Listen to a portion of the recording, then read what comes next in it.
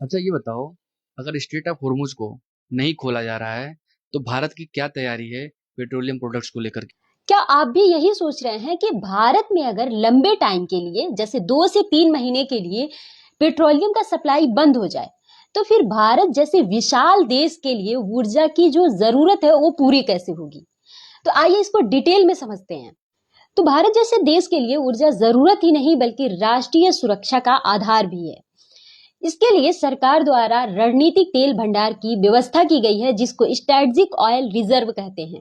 इसका उपयोग तब किया जाता है जब देश के सामने कोई आपातकालीन स्थिति आती है, जैसे इंटरनेशनल मार्केट में तेल का दाम बहुत हाई हो जाए या फिर किसी देश के साथ युद्ध हो जाए जिसमें तेल की सप्लाई रुक जाए। ऐसे स्थितियों में इन भंडार का उपयोग करते हैं। अच्छा ये बताओ, भारत के पास प्रेजेंट टाइम में यानी कि मौजूदा समय में कुल तेल का भंडारण कितना है? तो दोस्तों हमारे देश के पास जो तेल रिजर्व कैपेसिटी है वो है 5.33 मिलियन टन की। मतलब ये कि हम अपने पास 5.33 मिलियन टन तेल स्टोर करके रख सकते हैं।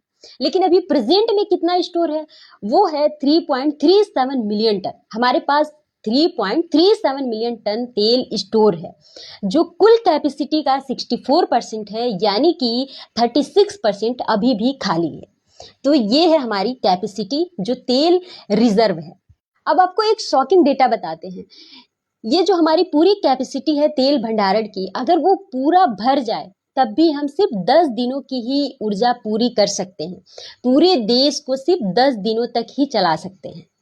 इंटरनेशनल एनर्जी एजेंसी का कहना है कि हमारे पास कम से कम 90 दिनों का स्टॉक होना चाहिए।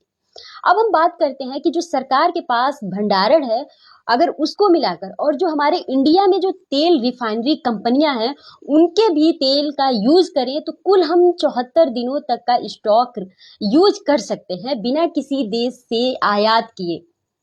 भारत दुनिया का तीसरा सबसे बड़ा उपभोक्ता देश है और अपने जरूरतों का 88% तेल दूसरे देशों से आयात करता है।